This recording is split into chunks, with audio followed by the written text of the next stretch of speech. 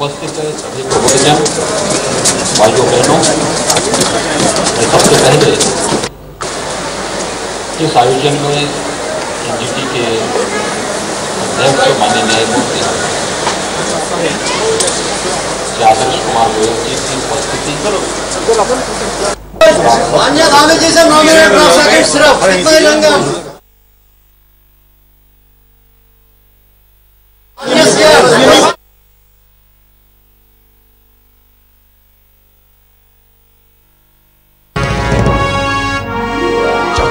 विकास में अग्रसर सरकार, जनगण मन के हुए सपने अब साकार। अब हम जैसे युवाओं को टेंशन लेने की कोई जरूरत नहीं है, क्योंकि उत्तराखंड सरकार के मुख्यमंत्री स्वरोजगार योजना के जरिए हम युवाओं को रोजगार से जोड़ा जा रहा है। अलग अलग विभागों में चलाई जा रही अन्य रोजगार योजनाओं का लाभ देने के लिए अब एक ही जगह पर कैंप लगाकर सारी औपचारिकताएं पूरी की जा रही है। इसके साथ ही नैनो उद्यम जैसे सिलाई, बुनाई, फल सब्जी विक्रेता, ऐसे लोगों को भी सरकार वित्तीय अनुदान दे रही है। धामी जी की सरकार ने कोरोना काल में प्रभावित हुई भर्ती प्रक्रियाओं में युवकों को बड़ी राहत देते हुए समूह ग और ख के पदों पर आयु सीमा में 1 वर्ष की छूट दी है। और यही नहीं, मार्च 2022 तक होने वाली भर्ती परीक्षाओं में लिया जाने वाला शुल्क भी धामी जी ने अब माफ कर दिया है। वीर चंद्र सिंह गढ़वाली पर्यटन स्वरोजगार योजना के तहत दी जाने वाली सब्सिडी को बढ़ाया जा रहा है। अब स्टार्टअप के लिए भी सरकार युवाओं को सहूलियत दे रही है। श्रीनगर, हल्द्वानी और देहरादून के मेडिकल कॉलेजों में 501 पदों को सृजित किया गया है और इसी के साथ ही राजकीय नर्सिंग कॉलेज बाजपुर में 70 पदों की स्वीकृति दे दी गई है। उत्तराखंड में लगभग 22 से 24,000 रिक्त पदों और बैकलॉग के साथ ही समस्त रिक्त पदों पर भर्ती प्रक्रिया शुरू हो चुकी है। अब मिलेगा हमें रोजगार का अधिकार। युवाओं के संग है हम, उत्तराखंड है हम।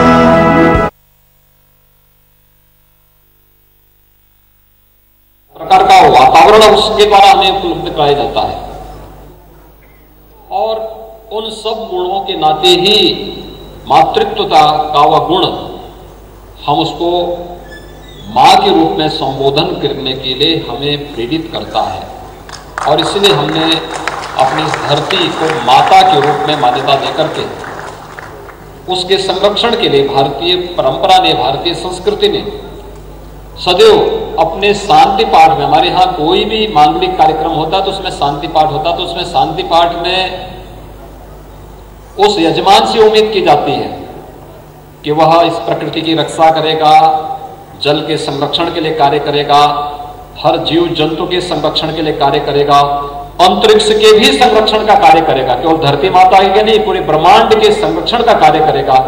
शांति पाठ इस बात के लिए हर एक व्यक्ति को प्रेरित करता है।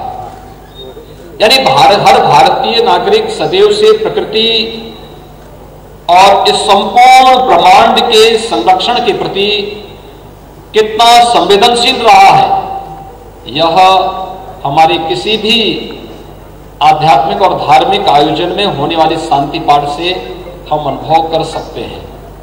और मुझे लगता है कि हमारा उपनिषद भी इस बात को हमें निरंतर प्रेरित करता है, जो हमें कहता है ईशावास्य मिदः सर्वम यत्किंच जगताम जगत।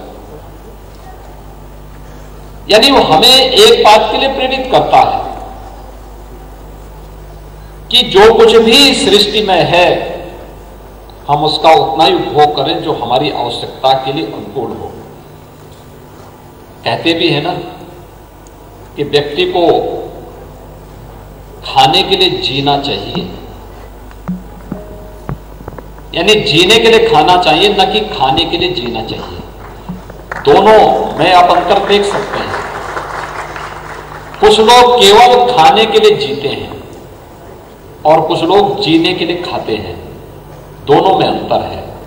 और इस दृष्टि से मुझे लगता है कि संतुलन अगर बिगड़ेगा तो न केवल मानवीय सृष्टि के लिए बल्कि इस संपूर्ण सृष्टि के लिए वह एक खतरनाक स्थिति होगी और देश को भी और दुनिया को भी इसके बारे में बहुत जागरूक होने की आवश्यकता है।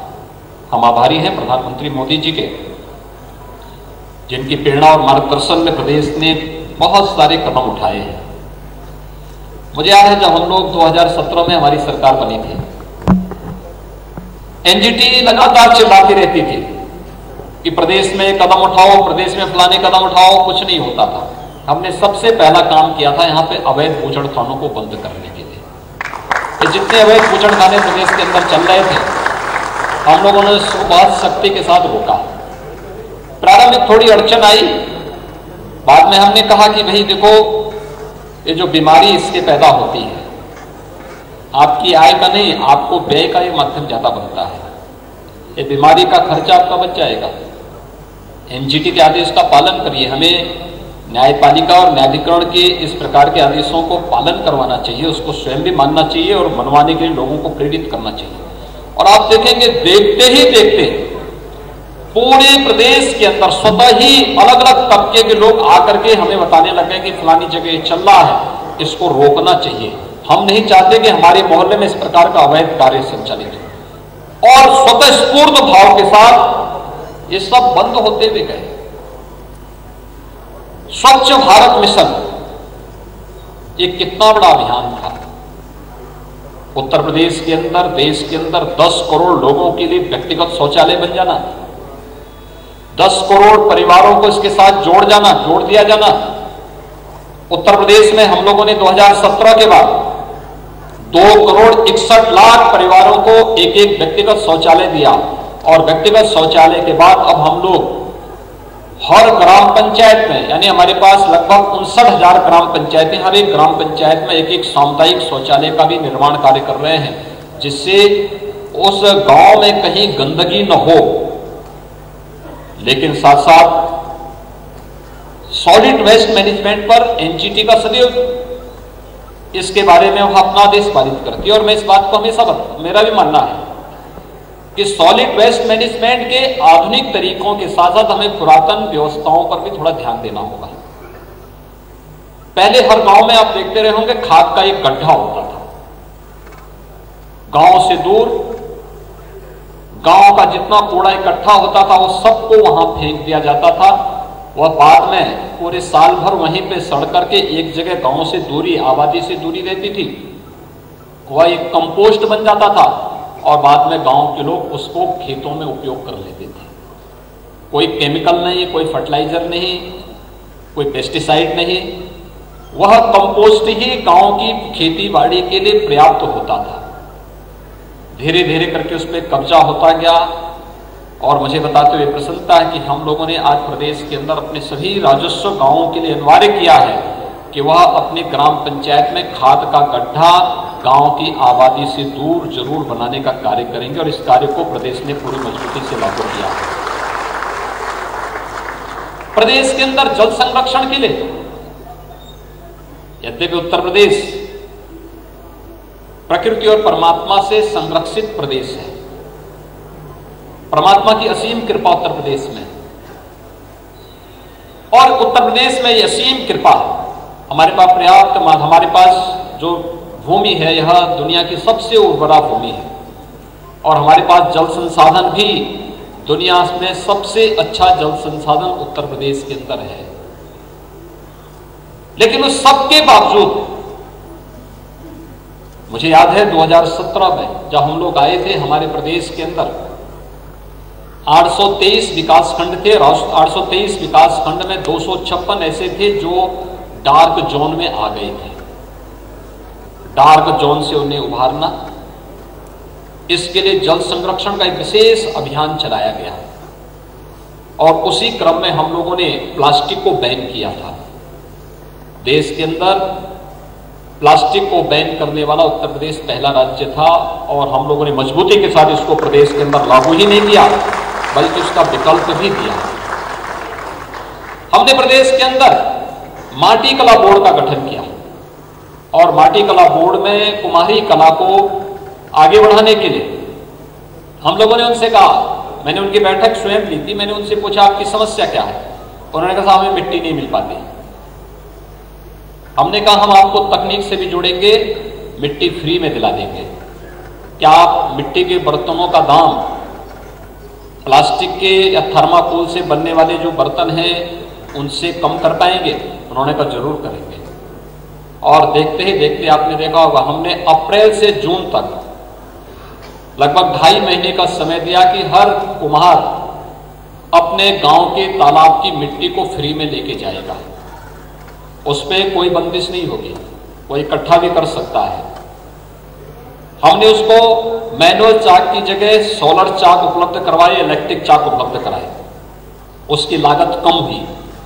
प्लास्टिक और थर्माकोल का उसने एक विकल्प दिया और हमें तालाब जल संरक्षण के लिए तैयार होकर के मिल गए फ्री में।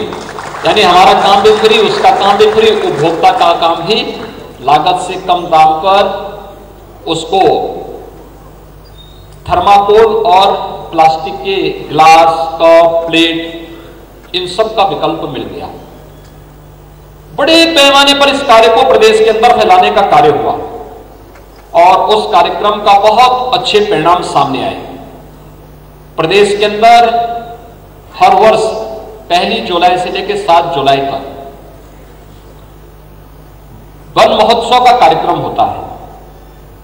वन महोत्सव के कार्यक्रम में हम लोगों ने पहले वर्ष 5.5 करोड़ वृक्षारोपण किए।